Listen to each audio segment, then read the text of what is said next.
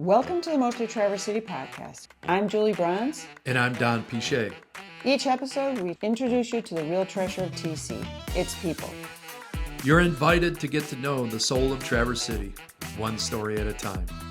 Enjoy the latest episode of the Mostly Traverse City podcast. Welcome to the Mostly Traverse City podcast. I'm excited that you tuned in today to listen to this. I'm here with my friend, Tom Roen, who I've known you. I was trying to think about it before I set this up. And then I thought, we've known each other for like a long time, probably close to 20 years. Yeah, I think so. Yeah. I mean, yeah, it's been a long time. It has. My kids were little. Yes. You had kids at home. They were little. Yeah, a little bigger than mine, but still little. Yeah, it's been a really long time. I don't even remember how we first got to know each other. Was it through golf or? I think I started golfing with Don, Yeah. your husband, and through that, then we started associating afterwards with parties and get-togethers. Yeah, so it's been a while. Do you still golf? I still golf. You guys are keeping my back in shape, and I still golf. Tell me a little bit. So here we are, obviously in Traverse City. So tell me a little bit. How did you grow up here? No, I grew up. Well, I was born in Baltimore, Maryland. Lived there for 6 weeks. Moved to Denver, Colorado, or outside.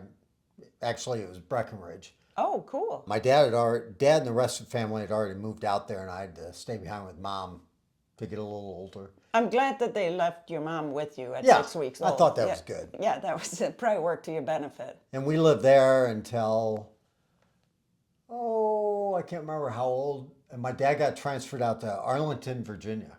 Oh, wow, okay. With his company. And so we went out there to Arlington, which I hated after being in Colorado. It was a major culture shock and no more skiing. Well, we skied a little bit in Pennsylvania, but wasn't real skiing.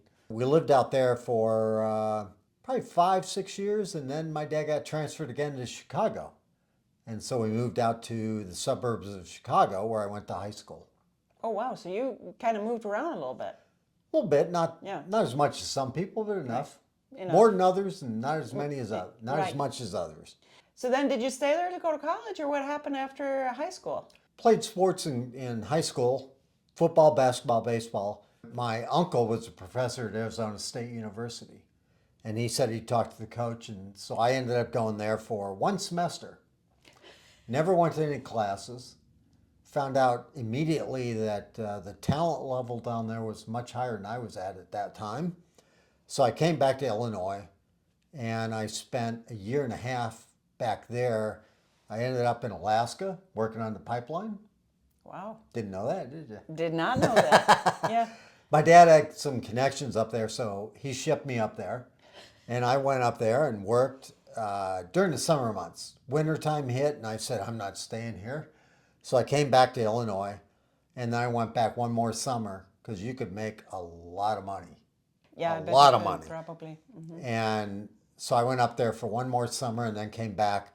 Then I decided to go to college. So I ended up at Northern Illinois University in DeKalb, Illinois, and went up there and ended up walking onto the baseball team.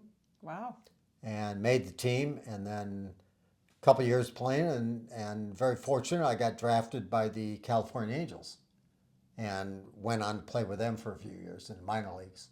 Nice. Yeah. When I came back, they ended my career. I didn't end it. When I came back, finishing up, I went back to Illinois, and I decided I better go back and finish my degree. I thought I left when I was a junior. Turns out I was mid-sophomore year.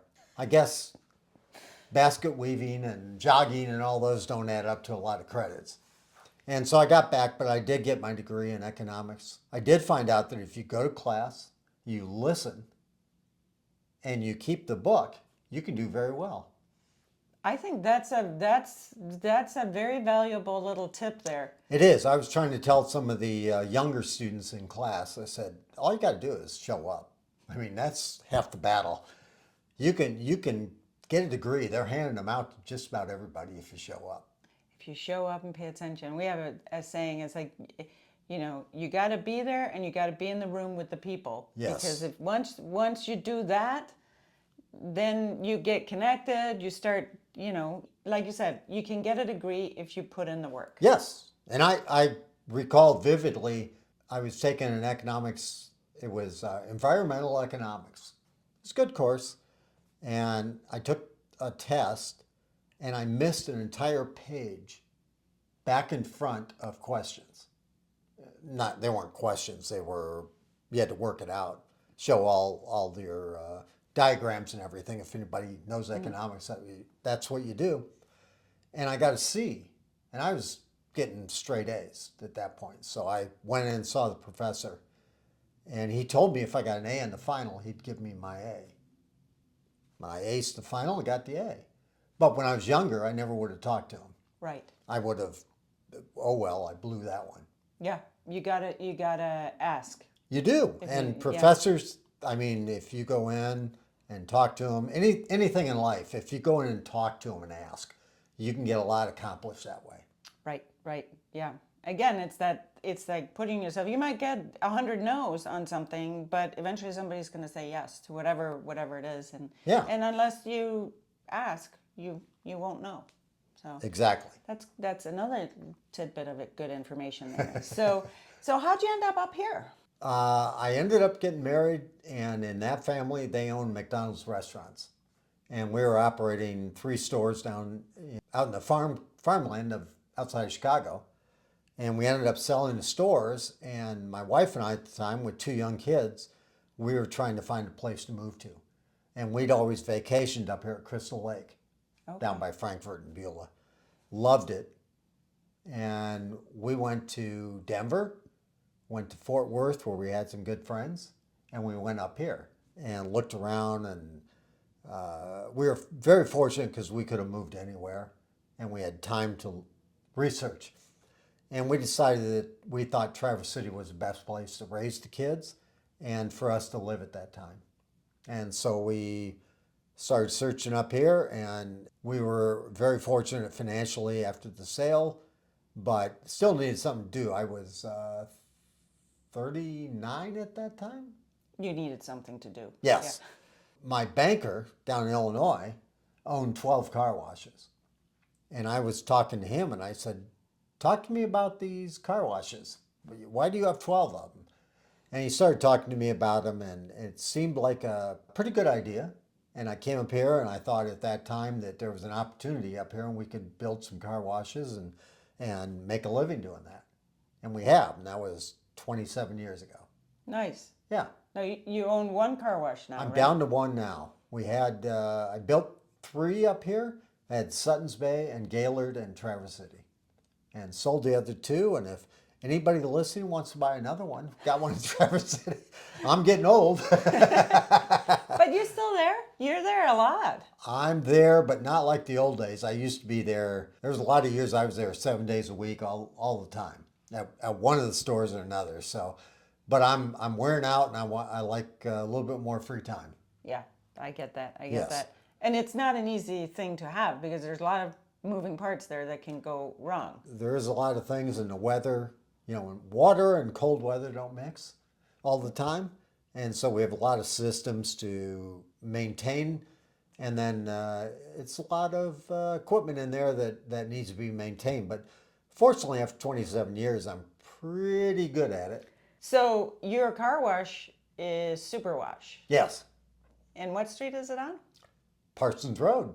Parsons Road, right? Not too far from the office here. Right. Not too far from here. Yeah. I always after all these years of living here, I always get Parsons and Hastings confused. Well, I don't know what that change is. No, yeah, I get confused. But anyway, you're on Parsons.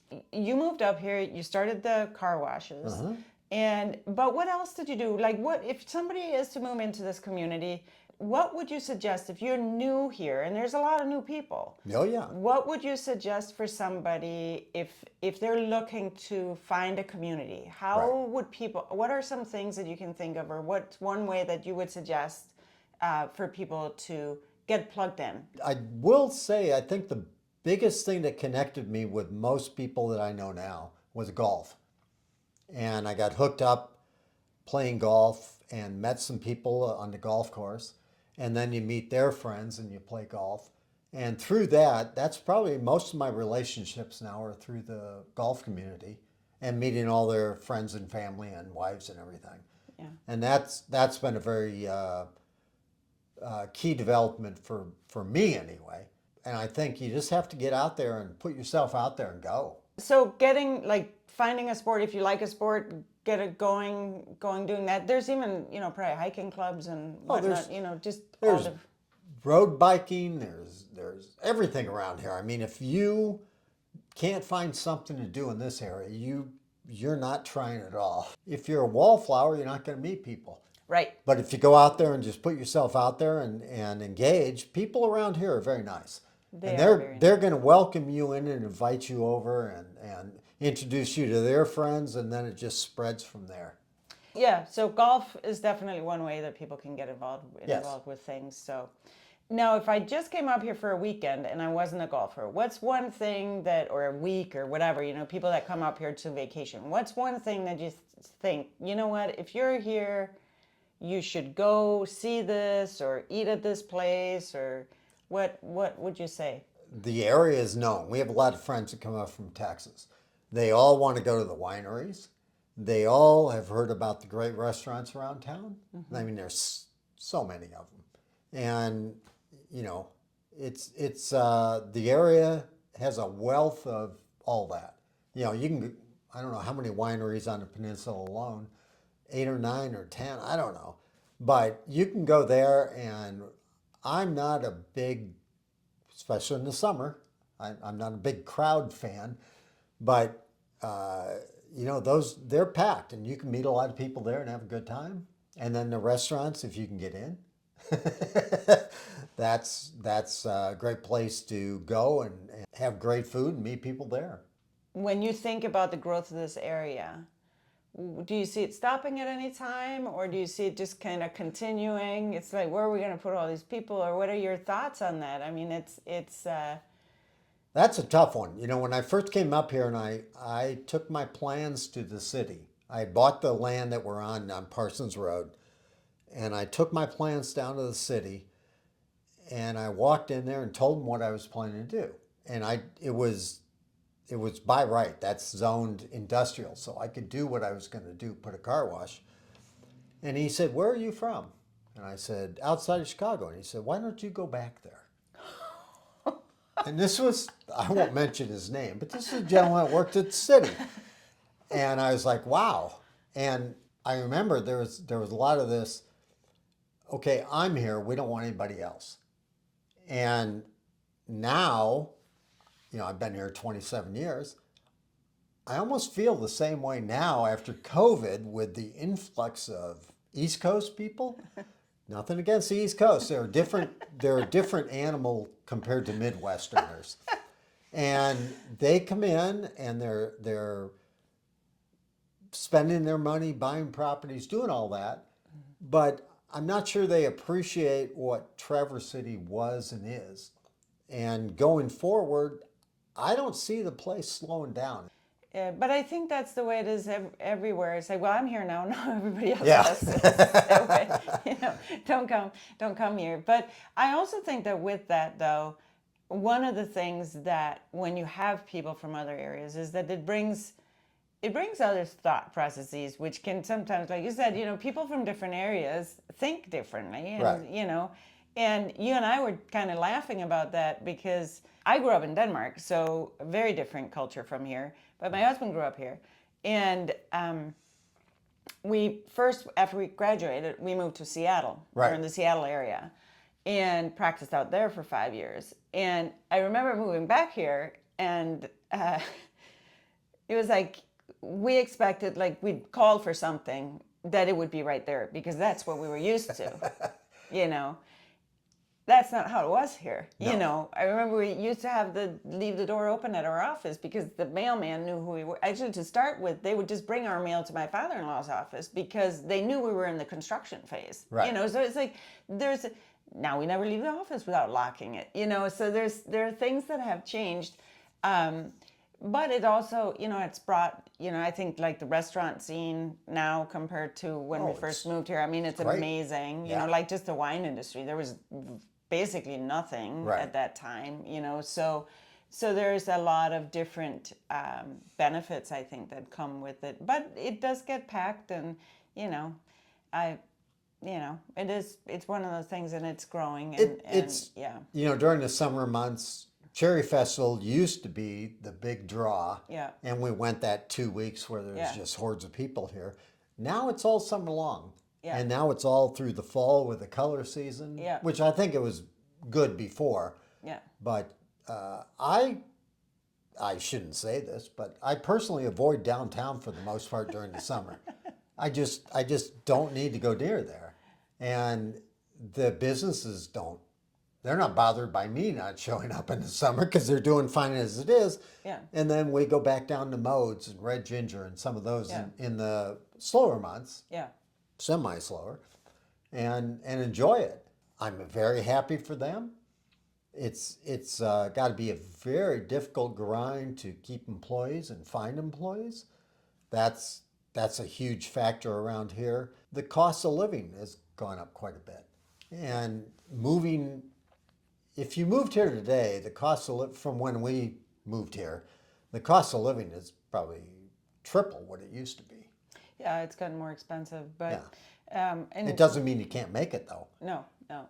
Yeah, it's definitely changed. So, just in closing, gonna ask you a final question. All right. What do you think your superpower is if somebody was to say, "Oh, wow, Tom is like super good at this," or this, has this thing? That's a good question.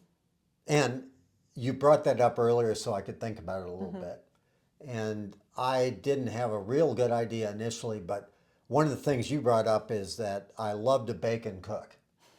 And I think it's because I like to eat good food and good desserts. My ex-wife didn't really care about food. And so if I wanted to eat good things like that, I had to learn. And so I did. And so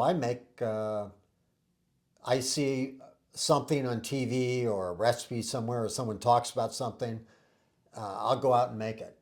And I think one of the first ones was years ago. The Whitefords had come back from Arizona and they talked about a Jack Daniel's pecan pie. And I said, well, I like Jack Daniel's and I like pecan pie. So I made one. I had no idea how to make one of those. And I put together and sure enough, it turned out to be pretty darn good. I've had it. It is good. Yeah, and then recently, and you can attest to this, I brought into the office here a flourless dark chocolate cake. And I'd never made one of those, but I saw it. It popped up on my internet one time, and I was like, that looks pretty good. Let's make that. And so I will go out and bake things, and right now I don't even eat sugar. I don't go out of my way to eat sugar, I should say. And I will bake something and give it away because I just enjoy the baking process.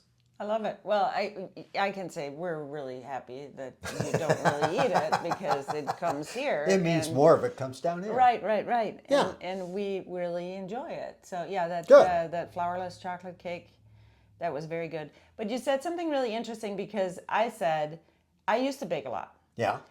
But in my world or in my mind, baking is different than cooking because cooking you can kind of, spices and you can, add things in and hey, I think a little onion or some tomato or whatever. You can kind of pile that in there. But with baking, in my mind, I have to be super accurate because otherwise it won't rise right or, it doesn't, it gets dry or not. Right. But you said you don't use a recipe. Most of the time I don't. The first time I make something, I'll look at the recipe, but I don't. And a good friend of ours, it makes her very upset that my baking turns out properly because I don't exact measurements. And in her mind, and in most people's minds, baking is a chemistry. I mean, the combination of certain things make it work. And like that dark chocolate flourless cake I'd made it like twice already and I didn't even pull out the recipe. I just grabbed some things and put it together. It's a very easy recipe too. Some eggs, some dark chocolate, some butter, some sugar. Not much. It was delicious. And it just seems to work very well. And I don't know what it is. Maybe it's a guy trait, but my dad was an engineer where you do things a certain way. I don't have that exact thing in me. So I just kind of work my way through it and get it done.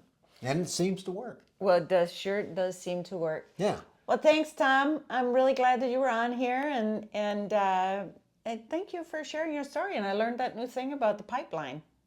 Yeah. Did not know that. Learned something new All after right. 20-some years of friendship. There we go. All right. Thank you. Thank you. Thanks for tuning in to the Mostly Traverse City podcast. Until next time, stay curious, stay connected, and keep living your own kind of magic.